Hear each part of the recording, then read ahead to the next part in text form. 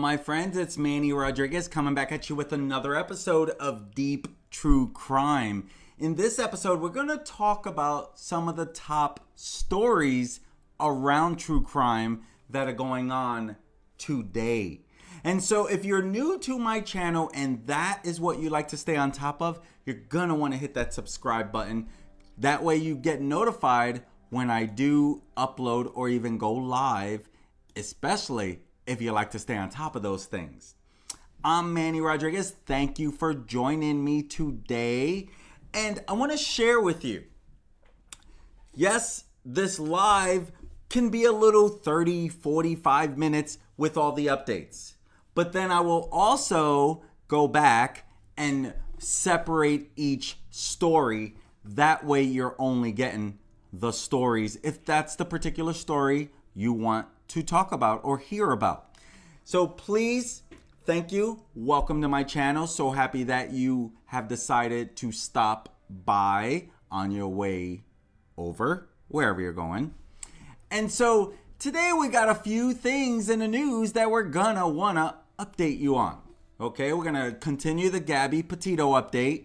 I think that is key until we find Brian. But speaking of the Gabby Petito, when we get to that fourth one down, this is why I do this, to make people aware of what goes on out there. It's sad, that people are capable of some of these things, period. And so I want to share exactly that, what it is that you should be, being aware of, because it's easy to trust, if you don't really know, right? It's easy to trust if you really don't know who to trust. And so that's exactly why I do this, because I want to share with you some of the things that are going on out there. To me, it's key. Okay? To me, it's key that you know what's going on out there to help you be aware, be alert, and sometimes you have to be skeptical about what you hear and what you see. That's the purpose of Deep True Crime, to let you know what goes on out there to help you be alert. Be alert. Of course, sure, there's a lot of people you can trust, but unfortunately there are people you cannot trust when it comes to heinous crimes as well. And so I want to share with you the Gabby Petito update. I want to share with you the Robert Durst. He gets life. And if you know him, he was a longtime actor. Yesterday we talked about the Alex murder, and I talked about how he is kind of not really a suspect when it came to his wife and son's death. He is a person of interest on that. And I wanted to continue on that because that was in the news. And I want to share another heinous act by a control freak who was very violent to his wife. And he sets her on fire while she's live streaming. Just heartbreaking. And we're going to talk about that because he is convicted and he gets the death penalty. And so we're going to hit on a few of those things. Thank you for being a part of this today. So let's go ahead and dive into it. First thing I want to talk about is the Gabby Petito update, of course. So I wanted to share this because it came across my desk. Former prosecutor reveals details of how Gabby Petito's body was found after analyzing crime scene footage. And so they were sharing because obviously, the Teton County coroner, he released the autopsy of Gabby Petito. And so, of course, more details are coming out of how she was found. And so Dr. Brent Blue, he revealed that her cause of death was strangulation.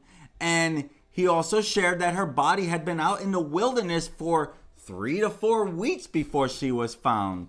And so due to the statutes in Wyoming, he couldn't say more, right? It's an ongoing investigation, so he needs to be tight-lipped about this. And so I wanted to kind of update a little more of what came out, okay? The helicopter footage of the Gabby Petito, the crime scene was analyzed. And so Kurt Morgan, longtime Salt Lake County prosecutor, he analyzed that footage and he was sharing a little of it. Okay, and so he said, one of the things I've been seeing in this story is a history of these individuals getting into fights, and she was attacked. And she attacked him. And this is something that he's heard. So he says, I don't see that here. Meaning that he doesn't see that she attacks him and why this would have occurred. Because some people who are taking Brian's side are kind of saying she started this thing. So he's kind of debunking this. I don't see that here. I don't see where they got into a fight and she attacks him. And he says, all I see is one individual who suffered the damage and no evidence of injury created by her. Now, this is, of course, on the crime scene. And so he said he did not notice marks on the ground that might indicate that Petito was fighting her attacker. And so I think this is key because a lot of stuff has been going on, been talked about. Okay? So at least someone's there to say it does not look like she started this fight that may have caused this, right? So he's kind of debunking that. And so I think that is key. And so Morgan claimed that the scene suggests that Petito's killer acted quickly and did not stick around. Acted quickly and was gone.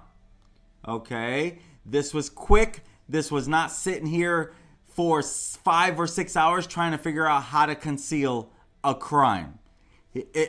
According to Morgan, he's saying that it happened and Petito's boyfriend was gone. And so, as we know, he remains a person of interest. We're going to hit on that person of interest, POI, a little more as well in another case here shortly. And so he's only facing charges for allegedly using her bank card without authorization. Why, granted, the article says allegedly because he hasn't been convicted. Probably it's the right thing to say, to do. And so he says, Morgan continues and says, because Petito was strangled, there could be fingerprints or DNA at the scene. And those things I would have to look at very, very carefully as a prosecutor. Okay. He did, Dr. Blue, in his press conference, did confirm that there was DNA that was taken from Petito's body, but he did not speak on any possible suspects. He literally kept running away from, because John Walsh asked that question twice. Do you think that Brian had it? He kind of phrased it a second time. Do you think that Brian Laundrie is the one that's guilty? Like, in your mind, is there any doubt that Brian Laundrie? I cannot comment on that. And so Brian Laundrie's parents, according to Gabby Petito's mom, I'll share that with you. She believes that Brian Laundrie's parents are revealing big clue that he's still alive. This is according to now, who doesn't think that he's still alive? If he was dead, I would think they would have found him by now. I would think. So I think everyone thinks this, but here's what they say about it, why they believe that they know what's going on. Let's see here. They share Petito's family has now criticized Laundrie's parents for what they consider a failure to cooperate with the case. And so her mother, Nicole, that shares, they know most of the information. I believe that. I don't know why they're doing this to us. I feel like we need to just know at this point. Like, they know stuff that they're not sharing. Yes, I totally agree that the Laundrie parents know stuff that they're not sharing. Man, that's so obvious they know stuff that they're not sharing, right? I mean, it's so obvious in that particular case. And so now this is thought to refer to claims that the Laundrie family has provided insufficient information about Brian Dirty Laundrie. And so this, feeds into the accusations that Brian Laundrie may have received assistance with his disappearance. Yep. I totally agree. And I've been saying that. I truly believe. Now, again, until we get all the facts, a lot of this is speculation. What they're sharing is speculation. What I'm sharing, a lot of speculation. It's how I feel. I think this is key. So Gabby's dad even says, if they do know something and they're withholding that and they don't want to let us know, it's cruel. Well, obviously these people are not caring at this time. They're not caring. Sure, they do believe that it's tragic that something like this would happen to her, but it's their son they're protecting. They're going to continue to protect. I truly don't think they care to share with everyone what they do know. At this stage, though, they would probably be facing some criminal actions against them. Right? I truly believe that. And so, it's definitely bad. It's bad. And we got to figure out what's going on. But the only way to actually do that is Brian to come forward. Now you got cadaver dogs chasing him, looking for him. Dog the bounty hunter's probably still out there somewhere. I think he said he's back on the search. And so, truth is, at the end of the day, where is Brian? Right? Where is Brian? That's the true story. That's what we want to know. Where is Brian Laundrie?